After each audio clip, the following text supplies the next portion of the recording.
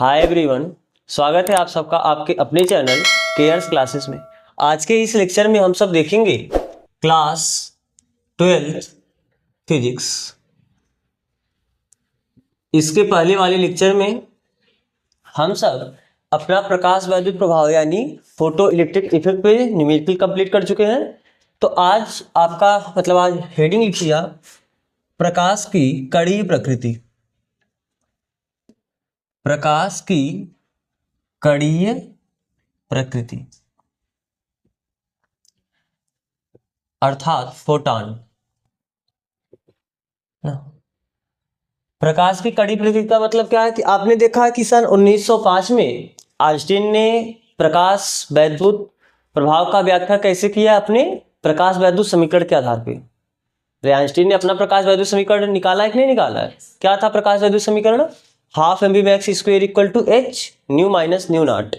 इसी के आधार पर उन्होंने पूरा प्रकाश वैद्युत प्रभाव का यानी प्रकाश वैद्युत उत्सर्जन का व्याख्या किया है ना।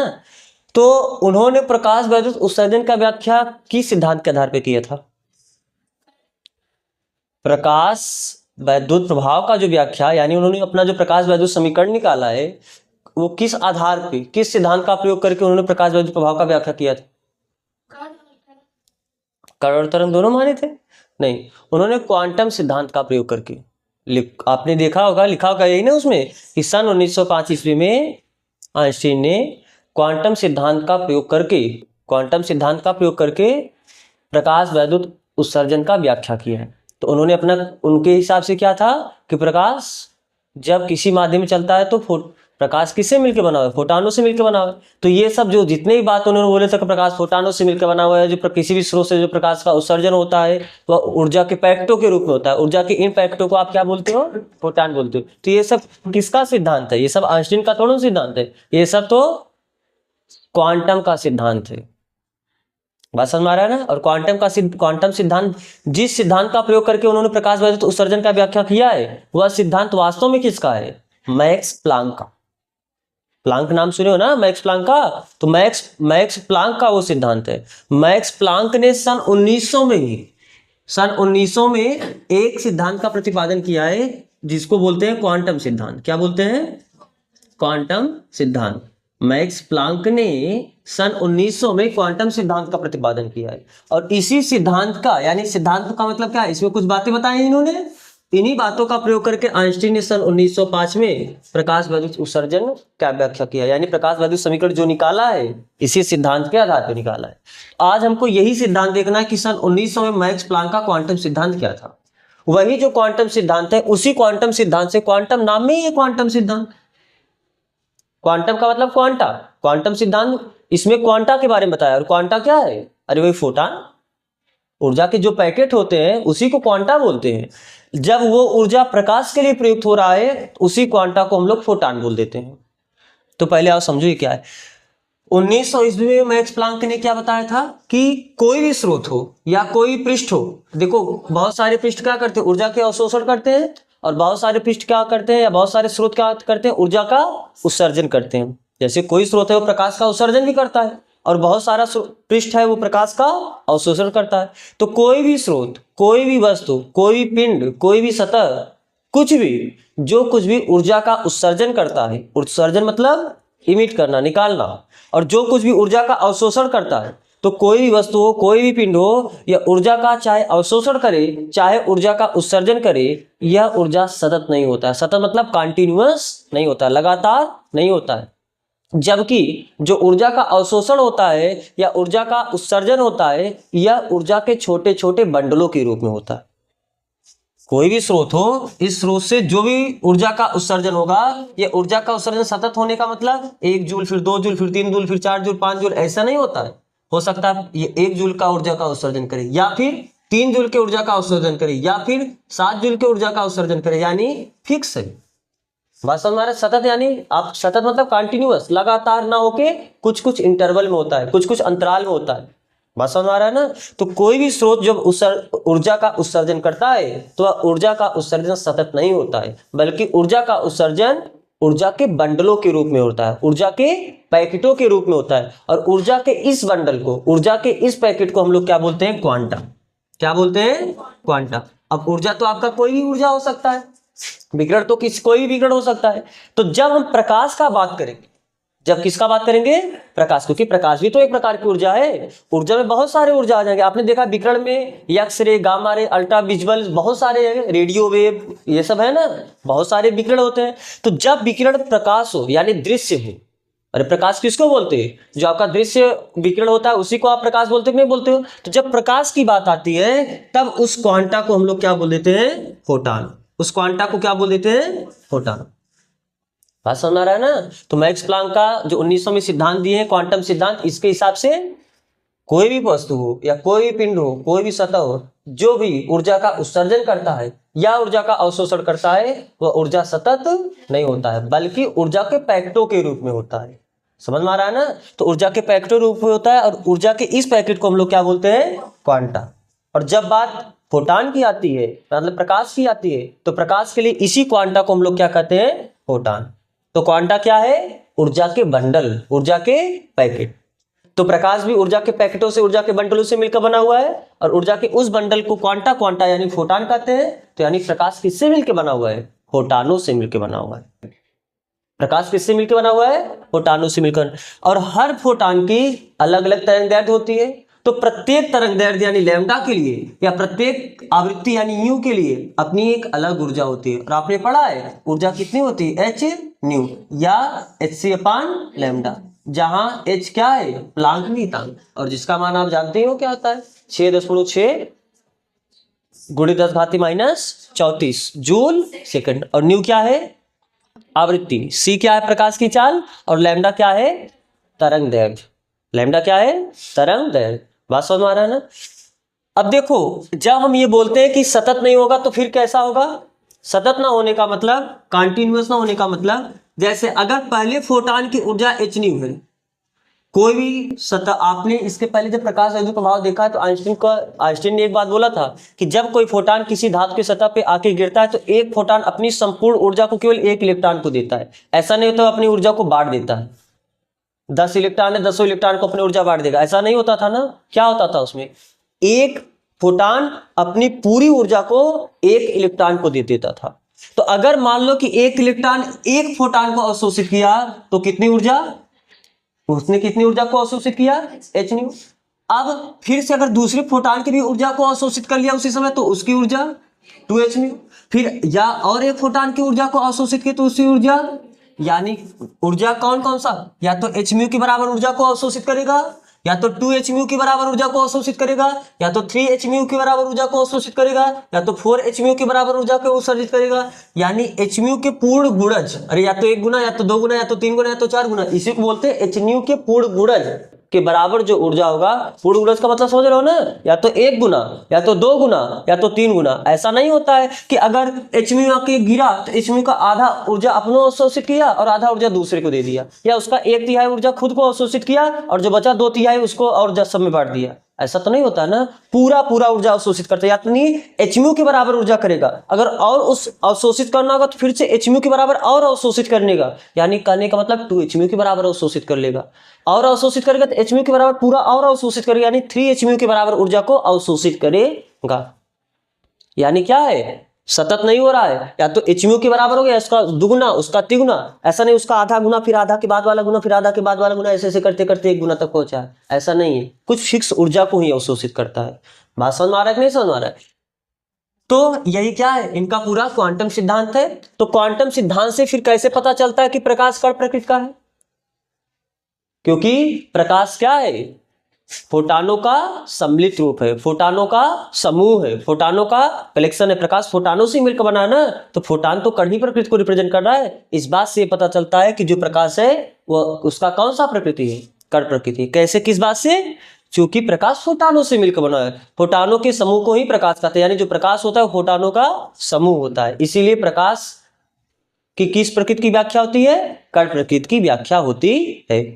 तो अगर कोई पूछेगा प्रकाश के कण प्रकृति का व्याख्या किससे होता है, तो आप क्या बोलोगे, फोटान से। कैसे फोटान से, क्योंकि जो प्रकाश होता है वह फोटानों का समूह होता है, और फोटान किस प्रकृति को रिप्रेजेंट करता है, कण प्रकृति को। तो हमको फोटान के बारे में फिर पूरा डिटेल में देखना है, तो पहले आप इतना लिख लो, देखो सन 1900 ईस्वी में मैक्स प्लांक ने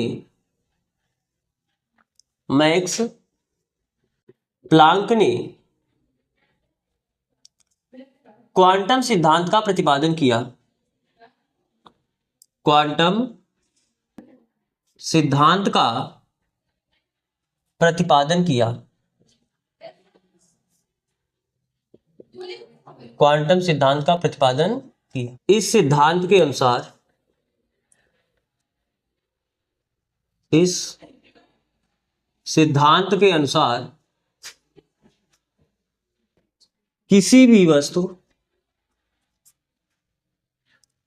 किसी भी वस्तु पृष्ठ, स्रोत अथवा पिंड ना, या सीधा स्रोत कोष्ठक में लिख लेना पिंड से ऊर्जा का चाहे अवशोषण हो और चाहे उत्सर्जन हो, ऊर्जा का अवशोषण या उत्सर्जन सतत होता है? नहीं। उत्सर्जन सतत न होकर ऊर्जा के पैकेटों, कोष्ठक में बंडलों लिख लेना, बंडलों के रूप में होता है। और ऊर्जा के इन पैकेटों या बंडलों को क्या कहते हैं? फोटान या क्वांटा। हाँ, क्वांटा। प्रकाश के लिए हम फोटान बोलेंगे। ऊर्जा के इन बंडलों को लिखना उसी के आगे, ऊर्जा के इन बंडलों को क्वांटा कहते हैं। और इसी क्वांटा वर्ड के ही कारण इनका जो सिद्धांत है उसका नाम क्या पड़ा है? क्वांटम सिद्धांत ना, क्वांटा कहते हैं। प्रकाश के लिए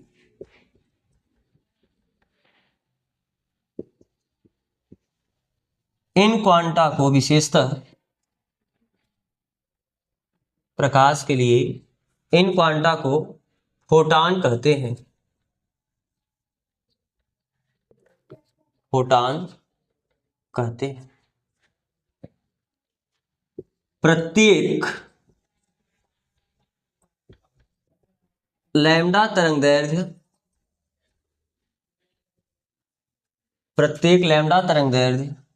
या न्यू आवृत्ति वाले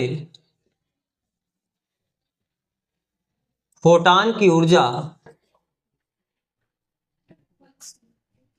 अलग अलग होती है। अलग अलग होती है।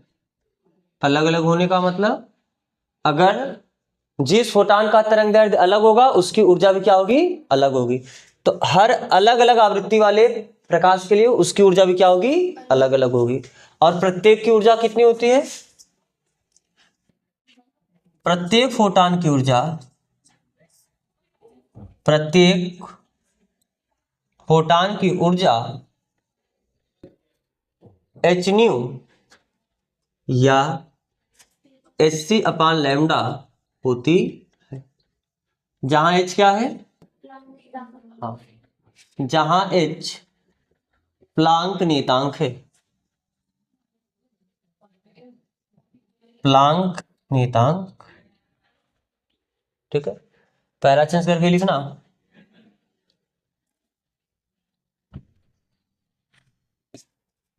किसी भी स्रोत से ऊर्जा का उत्सर्जन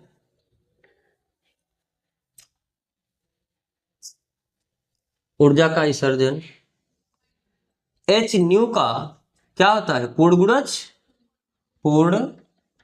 गुणज होता है। पूर्ण गुणज का मतलब समझ रहे हो ना?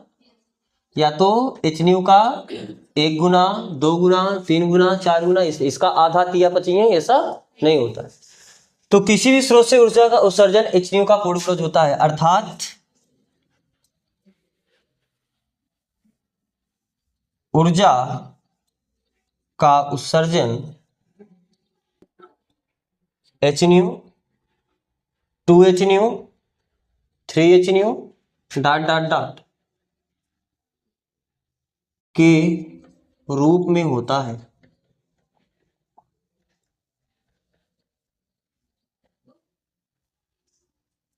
चूंकि प्रकाश फोटानों की सम्मिलित फोटानों का समूह होता है, जो प्रकाश है फोटानों का ही तो समूह है, फोटानों का समूह होता है। इस प्रकार प्रकाश यानी विकिरण किस प्रकृति का होता है? विकिरण के पास कण प्रकृति होती है।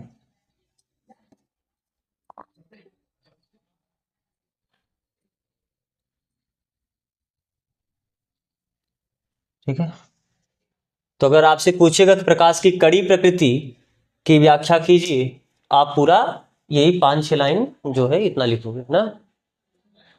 चलो अब आप आगे डालो, इसके आगे इसी फोटान के बारे में थोड़ा सा पढ़ना है। फोटानों के कुछ महत्वपूर्ण अभिलक्षण। आपने फोटान के बारे में शुरू में थोड़ा सा लिखा है और फोटान के बारे में आप बहुत कुछ जानते हो। फोटान का द्रव्यमान कितना होता है?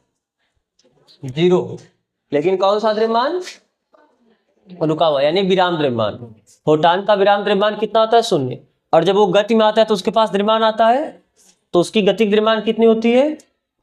सॉरी, उस द्रव्यमान को हम क्या बोलते हैं? गतिक द्रव्यमान ना। फोटान पर आवेश होता है, फोटान पर आवेश नहीं होता है ना। और जब वो गति में करता है तब उसके पास आवेश आता है क्या?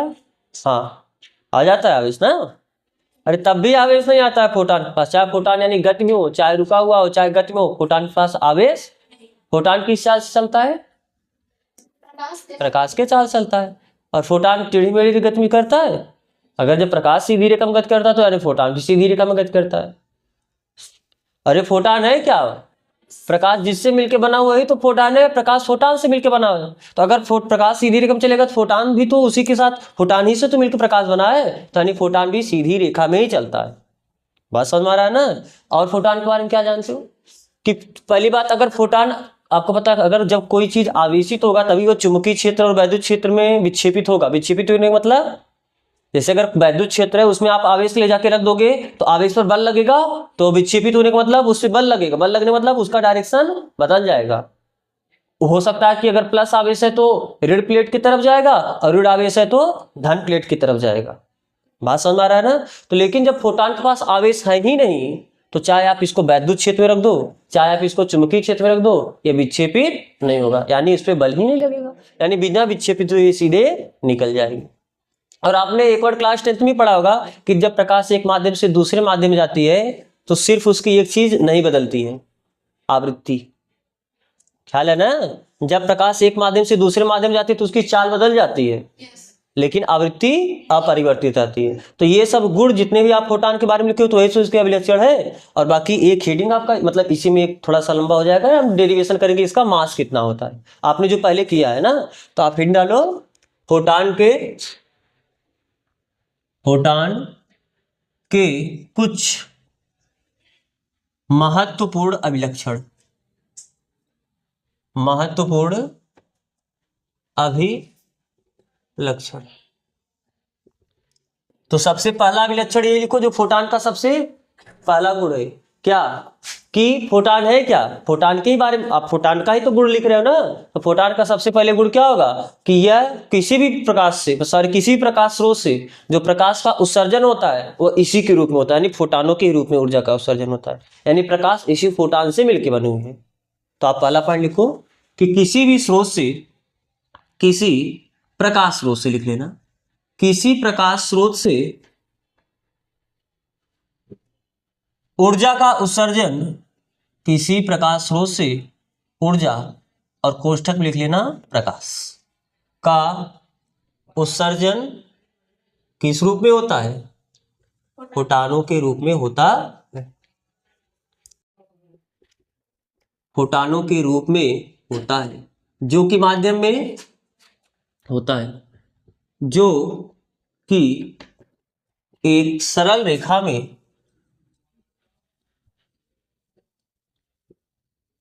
किस चाल से चलता है? प्रकाश की चाल।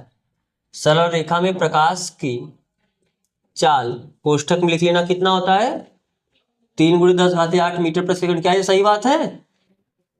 क्या ये सेंटेंस आपका पूरी तरीके से सही है? नहीं ना, क्योंकि अलग अलग माध्यम प्रकाश का चाल अलग अलग होता है। तो जब हम लिखते हैं 3 × 10⁻8 मीटर प्रति सेकंड, इस बात का मतलब क्या है? निर्वात में प्रकाश की चाल लिखे, यानी निर्वात में फोटान की चाल। प्रकाश की चाल 3 × 10⁻8 मीटर प्रति सेकंड से चलता कौन? फोटान।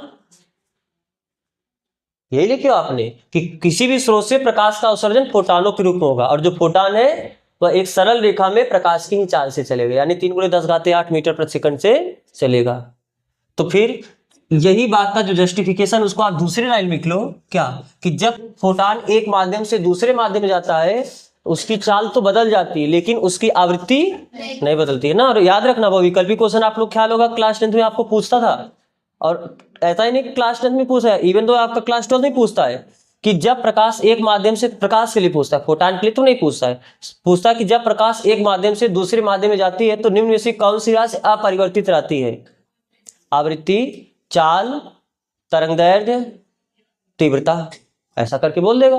तो क्या अपरिवर्तित रहती है? आवृत्ति। याद रखना, जब प्रकाश एक माध्यम से दूसरे माध्यम प्रवेश करती है तो उसकी आवृत्ति अपरिवर्तित रहती है। अगर यह बात प्रकाश के लिए सत्य है तो यानी यह बात फोटानों के लिए भी सही है। तो हम फोटान के लिए लिख रहे हैं, यानी आप प्रकाश के लिए समझते रहना। तो लिखना, जब फोटान एक माध्यम से दूसरे माध्यम में जाती है, जब फोटान एक माध्यम से दूसरे माध्यम में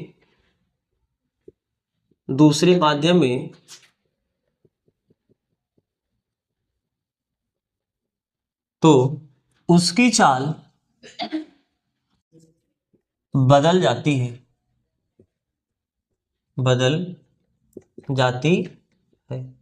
किंतु आवृत्ति अपरिवर्तित रहती है।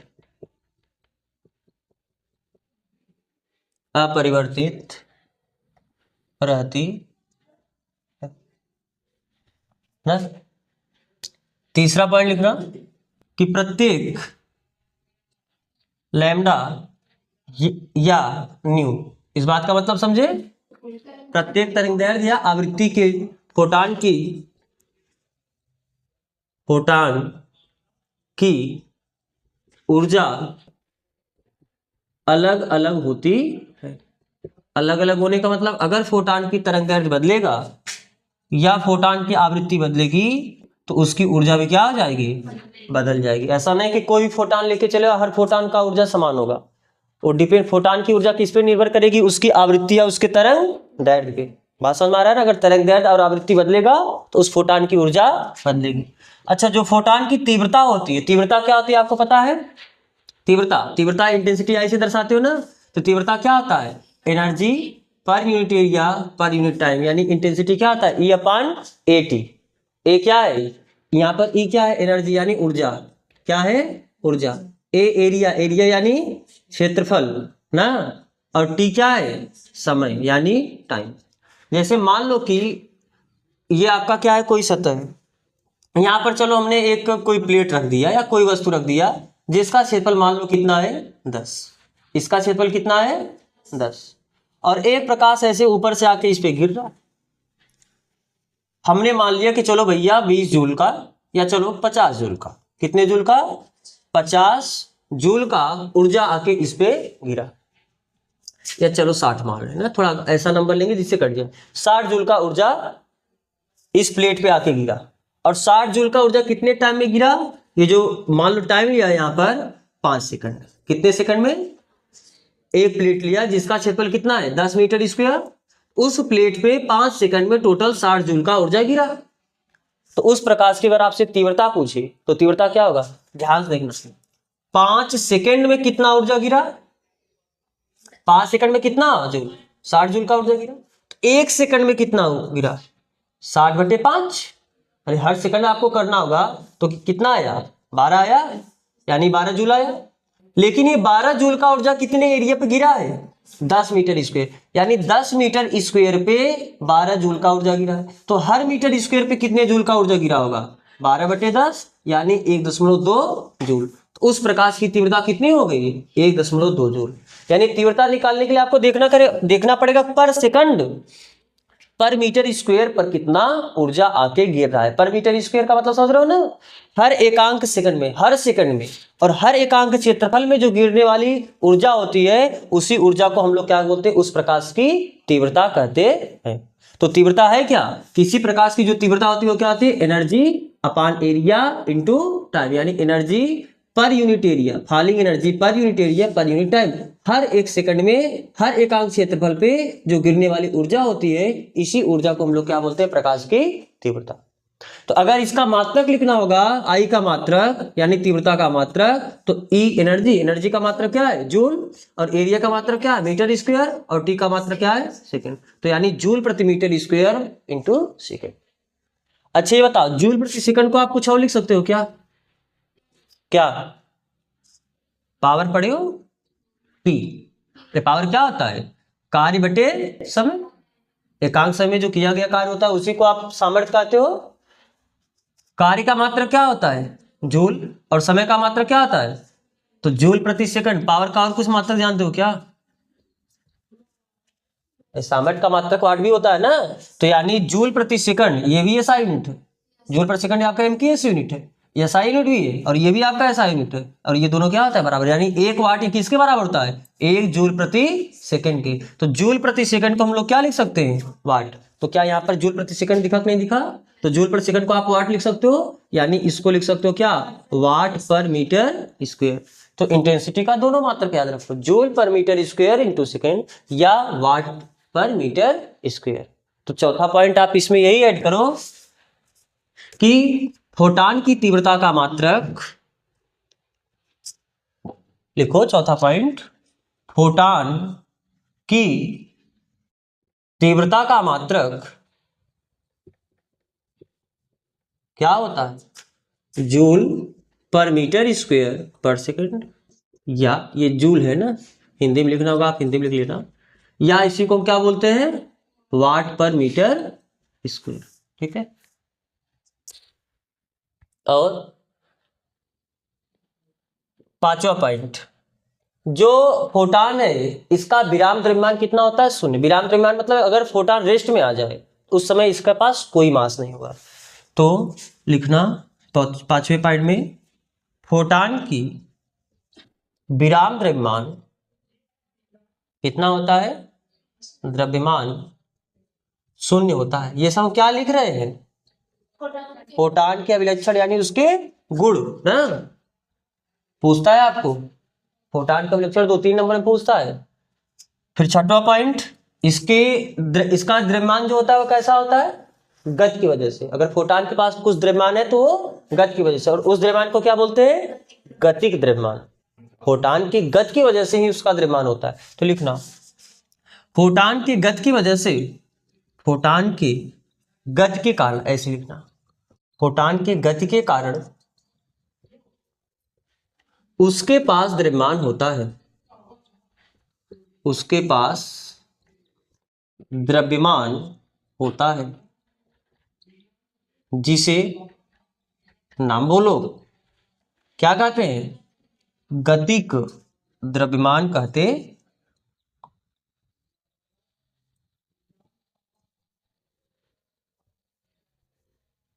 जिसे गतिक द्रव्यमान कहते हैं।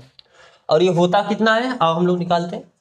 आपको पता है कि किसी भी फोटान की या किसी भी वस्तु की जो प्रकाश की चाल से अभी वेग से चल रहा है, प्रकाश की चाल चल रहा है, उसके पास ऊर्जा कितनी होती है, आइंस्टीन के हिसाब से mc स्क्वायर ना, इक्वल टू mc स्क्वायर। तो आप लिखना उसी के नीचे, आइंस्टीन के अनुसार, आइंस्टीन के अनुसार इक्वल टू कितना, mc स्क्वायर, मान लेते समीकरण नंबर 1। ऊपर के प्रॉपर्टी आप तो कॉपी कर चुके होगे।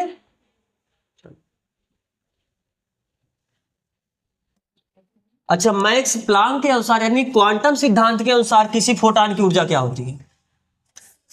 एच लैम्डा या एच न्यू ना।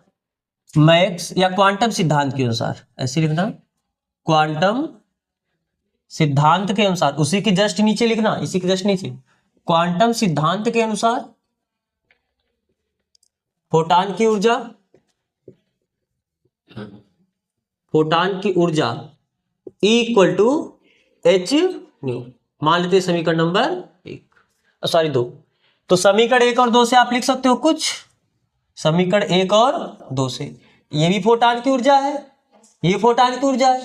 तो यानी जब दोनों का लेफ्ट साइड बराबर तो राइट साइड बराबर होगा, तो यानी क्या, mc² बराबर हो जाएगा एच न्यू के। तो m बताओ, m बराबर कितना हुआ, एच न्यू अपान सी स्क्वायर ना। और आप इसी को ऐसे भी लिख सकते हो, क्योंकि आपको पता है एच सी अपान, अरे एच न्यू लिखो या एच सी अपान लैम्डा लिखो ना, क्योंकि चलो ऐसे लिख देते हैं, आपको ये रिलेशन पता होगा, चूंकि न्यू बराबर क्या होता है, सी अपान, पता है कि नहीं पता?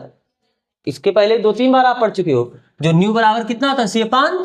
तो बताओ, this implies that m equal to h upon c square. तो ऐसे ना, जहां न्यू है, न्यू की जगह हम सी अपान लैम्डा लिख सकते हैं ना। तो बताओ सी अपान लैम्डा, तो सी से सी, तो यहां से m बराबर कितना हुआ, h अपान सी लैम्डा। यहां m क्या है, उसका गतिक, h क्या है प्लांक, c क्या है प्रकाश की, और लैम्डा क्या है किसकी, उस फोटॉन की या उस प्रकाश की। हाँ, तो m बराबर h अपान सी लैम्डा। तो अगर आपको मास मिल गया, मास यानी द्रव्यमान पता चला, तो क्या उसका संवेग बता सकते हो क्या? संवेग होता क्या है, p। चूंकि संवेग p बराबर m भी, लेकिन यहां पर v यानी प्रकाश का v क्या होता है, उस कण का वेग। अगर कोई कण जिसका द्रव्यमान m है और वह कण v वेग से गति कर रहा है, उस कण का संवेग होता है m। लेकिन यहां पर जो प्रकाश है, फोटॉन है, उस फोटॉन के हम गतिक द्रव्यमान का बात करते हैं। और फोटॉन किस चाल से चलता है, प्रकाश की चाल से, यानी c से। अनिर्वात प्रकाश की चाल 3×10⁸ को आप c से दर्शाते हो कि नहीं दर्शाते? तो m का वैल्यू अभी आपने देखा कितना, दिस इंप्लाइज दैट p बराबर, इसको आपको समीकरण नहीं माने हो, आप इसको मान लो 3 और इसको आप मान लो समीकरण नंबर 4। तो समीकरण 3 और 4 से, समीकरण 3 और 4 से क्या लिख सकते हो, p equal to m, m की जगह हम कितना लिख सकते हैं, h अपान सी लैम्डा, और इंटू यहाँ पर क्या है c, c से c कैंसिल हुआ, तो p इक्वल टू क्या आया, h अपान लैम्डा। यानी जो फोटॉन है उसका संवेग कितना होता है, h अपान लैम्डा। और ये समीकरण आपको कुछ बताए थे जब लिखाए थे, एक बार आप ये दूसरे बार इसका डेरिवेशन कर रहे हो, अभी तीसरे बार करवाएंगे डेरिवेशन, जब आप डी ब्रॉगली हाइपोथेसिस पढ़ोगे, बस इसके जस्ट आगे। अभी ये क्या पढ़ रहे हो आप, प्रकाश का यानी विकिरण का कण प्रकृति, विकिरण की तरंग प्रकृति आप बहुत पहले पढ़ चुके हो। जब आपने क्या पढ़ा, विवर्तन, व्यतिकरण, ध्रुवण, ये सब पढ़ा, तो वहां पर विकिरण की तरंग प्रकृति ही तो देखे हो। और अभी आपने अभी तक क्या पढ़ा, विकिरण की कण प्रकृति। तो विकिरण की दोनों प्रकृति हो गई, विकिरण यानी विकिरण के पास तरंग प्रकृति भी होती है और विकिरण के पास कण प्रकृति होते हैं। तो केवल विकिरण के ही पास दोनों प्रकृति नहीं होती है, जो द्रव्य होते हैं उसके पास भी दोनों प्रकृति है। चैप्टर का नाम क्या है, विकिरण तथा द्रव्य की द्वैत प्रकृति। केवल विकिरण की ही दोनों प्रकृति नहीं होती है, कण की भी दोनों प्रकृति होती है। तो ये बात कौन बोला, डी ब्रॉगली ने। डी ब्रॉगली फ्रांसीसी वैज्ञानिक है, फ्रांसीसी वैज्ञानिक डी ब्रॉगली ने ये बोला कि केवल विकिरण के ही पास द्वैत प्रकृति नहीं होती, यानी विकिरण के पास दोनों प्रकृति नहीं होती है। जो आपका कण होता है वो भी, जो आपका द्रव्य होता है उसके पास भी द्वैत प्रकृति होती है, क्योंकि नेचर है सिमेट्रिक नेचर। जो आपका नेचर है यानी प्रकृति है, इसके पास कोई भी चीज हो सिमेट्रिक नेचर होता है। सिमेट्रिक मतलब सममित होता है। अगर इसके पास दोनों प्रकृति है तो उसके पास भी दोनों प्रकृति होगा। यानी अगर विकिरण के पास दोनों प्रकृति है तो जो कण होगा उसके पास भी दोनों प्रकृति होगा। तो कण के लिए जो तरंगदैर्घ्य, बस इसी फार्मूले को आप पक्षांतर कर दो, lambda equal to h upon p. इसी फार्मूले को बोलते हैं डी ब्रॉगली का इक्वेशन, डी ब्रॉगली का तरंगदैर्घ्य समीकरण। बात समझ आ रहा है ना। तो फिलहाल जब हम डी ब्रॉगली संकल्पना पढ़ेंगे तो वहां पर इसको देखेंगे। तो इतना कॉपी कर चुके। चलो अब एक पॉइंट इसमें और बचा। कितना पॉइंट हुआ ये फोटॉन के बारे में, 6 पॉइंट हुआ ना। अब 7वां पॉइंट लिख लो कि पहली बात, जो फोटॉन होता है आपका कैसा है, उदासीन कण है। फोटान कैसा कण है? उदासीन होने का मतलब ना तो इसके पास धन आवेश है ना तो इसके पास, तो क्या हमको ये भी लिखाना पड़ेगा कि ये वैद्युत क्षेत्र तथा चुंबकीय क्षेत्र में विक्षेपित नहीं होती है? लिखना है तो लिख लो, 7वां पॉइंट करके लिखो कि फोटान एक उदासीन कण होती है। फोटान एक उदासीन कण है, ऐसे लिखो, फोटान एक उदासीन कण है, उदासीन कण है, अर्थात यह वैद्युत तथा चुंबकीय क्षेत्र में, वैद्युत तथा चुंबकीय क्षेत्र में अविक्षेपित रहता है, अविक्षेपित रहता, ठीक है। तो यहां पर आपका जो प्रकाश है यानी विकिरण है उसकी कण प्रकृति कंप्लीट हुआ। अब हम लोग को क्या देखना है? कण की तरंग प्रकृति यानी द्रव्य की तरंग प्रकृति। समझ रहे हो ना? आपका चैप्टर 2 पार्ट में बटा है। पहले अभी तक हमने क्या देखा? जो विकिरण है, इसके पहले से हम देखते आ रहे हैं कि विकिरण के पास तरंग प्रकृति है, चाहे परावर्तन हो, अपवर्तन हो, ध्रुवण हो, व्यतिकरण हो, विवर्तन हो, इस सब में हम लोग विकिरण को तरंग ही माने हैं। लेकिन इस चैप्टर में जाके हम लोग विकिरण को क्या देखे? कण देखे, यहां तक। अब आप कण को तो कण ही जानते हो, कोई भी द्रव्य हो, पंखा, लाइट, इलेक्ट्रॉन, सब ये सब क्या है? आपका कण ही तो है। लेकिन ये केवल कण ही नहीं है, जब ये गति करता है तो तरंग प्रकाश, इसकी तरंग प्रकृति भी आती है, यानी ये तरंग जैसा व्यवहार करता है, यानी इससे संबंधित एक तरंग दैर्ध्य मिलता है। क्योंकि कोई भी चीज को तरंग कब बोलोगे? उसके पास कुछ न कुछ तरंग दैर्ध्य हो। तो जब कोई चीज, कोई द्रव्य गति करती है तो उससे संबंधित एक क्या होती है? तरंग दैर्ध्य होती है, यानी वो भी तरंग की भांति व्यवहार करती है। तो उसको हम अगले लेक्चर में देखेंगे। तो यहाँ तक बस करते हैं ना? तो यहाँ तक जुड़ने के लिए आप सबका बहुत बहुत धन्यवाद।